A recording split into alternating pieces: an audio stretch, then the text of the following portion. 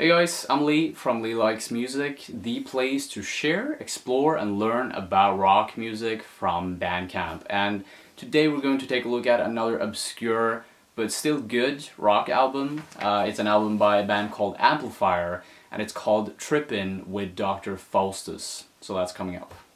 So Amplifier was founded when the guitarist and vocalist Sel Bellow and the drummer Matt Brobin and also the bassist Neil Mahoney joined forces. This happened in Manchester back in 1999, and at that point in Manchester, the post-rock scene had just flushed over the music scene there. So instead of going for a post-rock sound, Amplifier wanted to create something a little bit different. They created progressive rock, psychedelic rock, alternative rock music. Honestly, I've never heard about these guys. There are some people on the internet, on blogs and on articles that say that this is one of the most underrated UK rock bands of all time. I'm not sure if I can agree with that. I don't really know that many UK rock artists, underground artists, but from what I can hear on their music, at least on this album, it's really good. There's something very unique about what they're creating. In an interview, Sel described how they would piece this album together very, very slowly.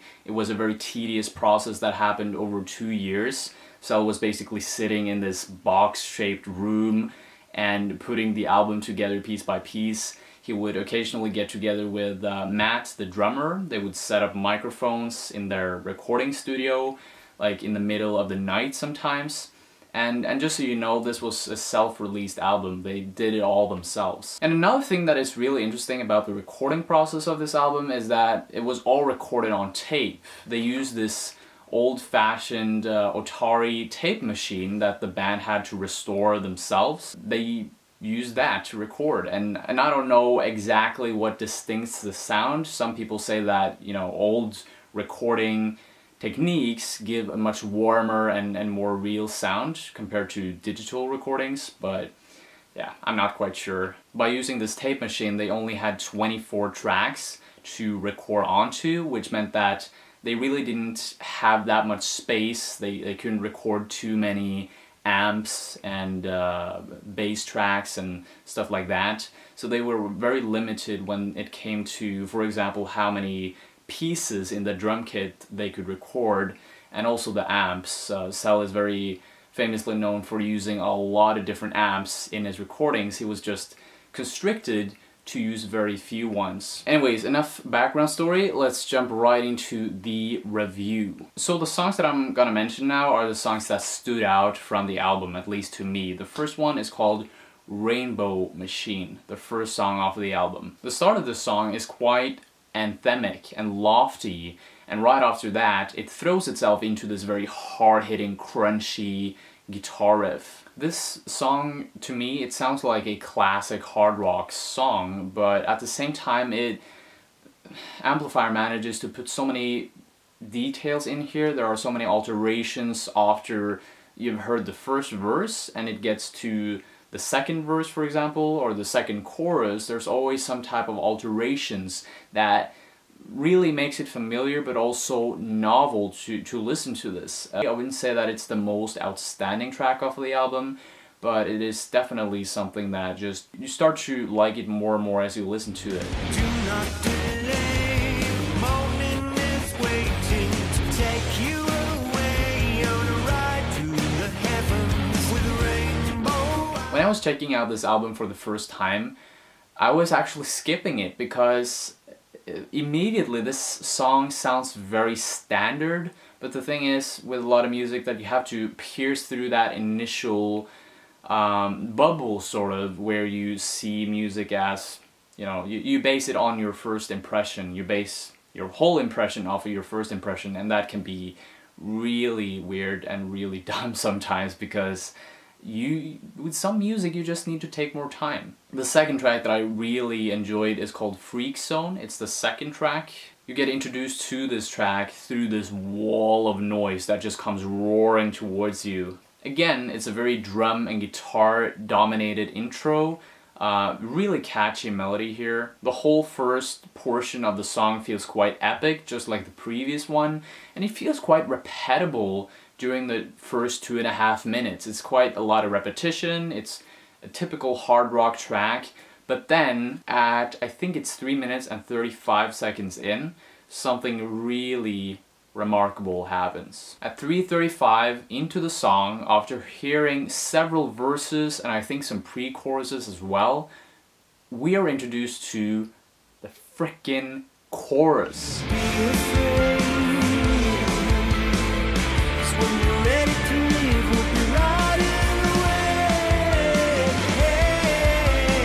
It's such a dramatic and impactful change of aspects of mood in the song, and that is what makes it so interesting and so rewarding to listen to. You want to go through those 3.5 minutes to get to that chorus because it's like a carrot at the end of the line, sort of. Dynamic transitions, that's a keyword that I really want you to remember, because at 2 points in the song, all of the music, it just stops. And then it starts again very briefly after the stop, but what I want you to notice is that this is really unique. I've never heard a transitioning method in a song like this.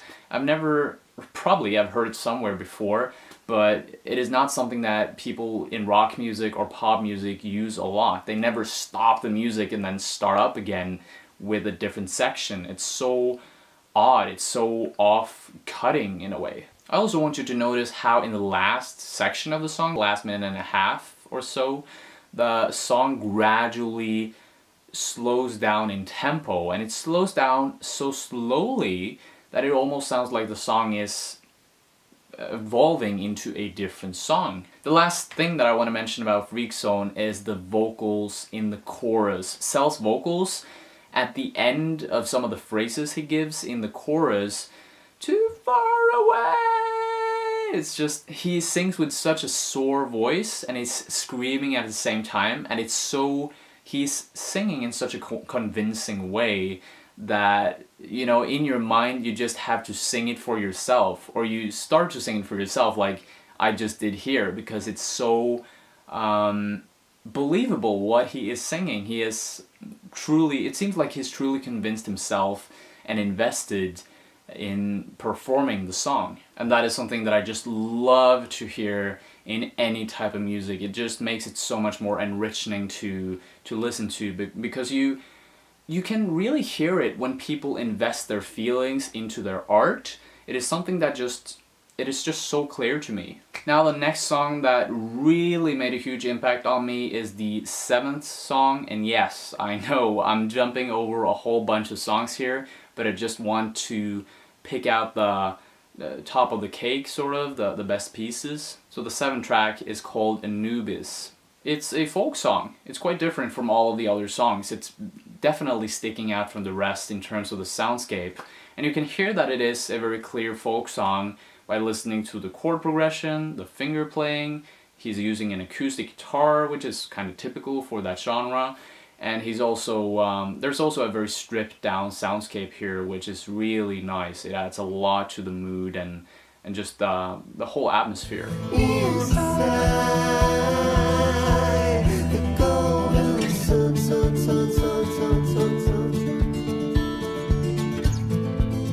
Again, you can hear that these guys really have something for details in music. If you listen to the vocals, you will hear that sometimes the main vocals and the backing vocals, they work very closely together. They're kind of synchronized. They sing at 2 different octaves, while at other times they shift the lead vocal role. So sometimes the backing vocals take the lead, other times the main vocal take the lead, and yeah, it's really nice to hear that they put these small details into the music, because it just makes it so much more enriching. A second detail that I came over when I listened to the song is when Cell is singing some of the phrases, and during the last word of the phrase, he tends to repeat the word. I'll give you an example. In the first verse, he's singing, "Let's climb inside the golden sun, sun, sun, sun."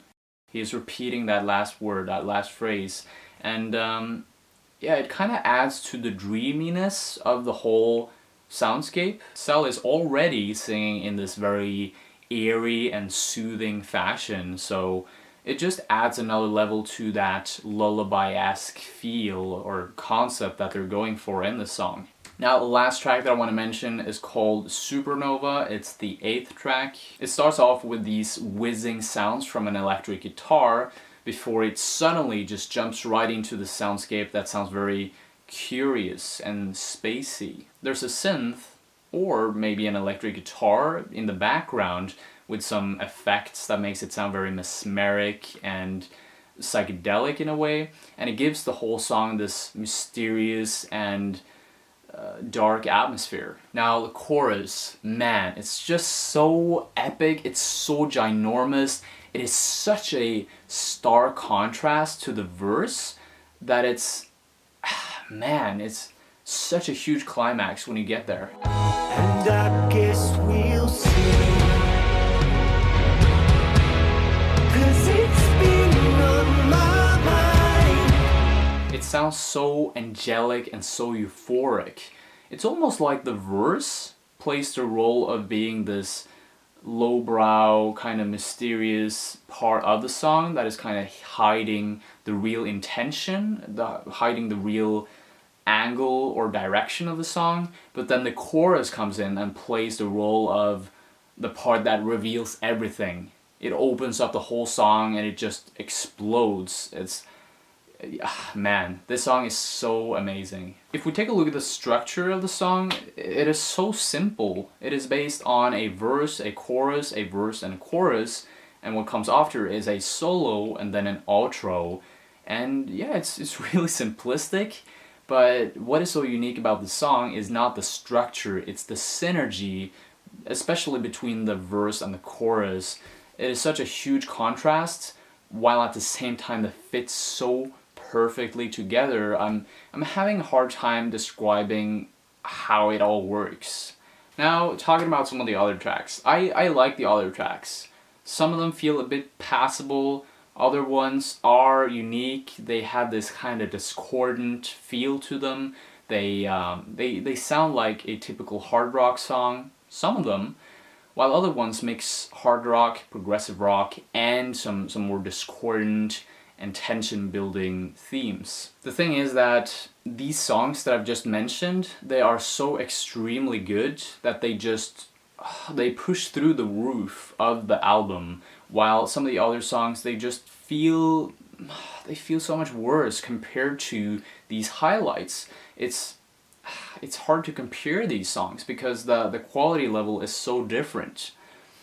Now when it comes to the rating of this album, I'm having a hard time doing that as well because, again, the album contains so many amazing songs, but there are some other songs that are just sadly a bit passable. So, man, I'm gonna give Amplifier's newest album, Trippin with Dr Faustus, a 7 out of 10.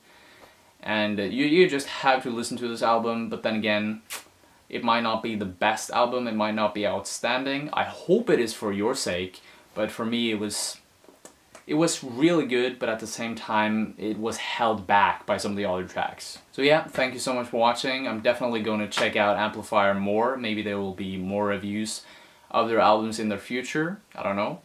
But yeah, if you like to share, explore, and learn about rock music from Bandcamp, then I highly suggest you click the red subscribe button below. Also make sure you hit the bell icon beside the subscribe button, because in that way you'll always get notified when I upload new videos to this beautiful place. Hope to see you later. Stay tuned.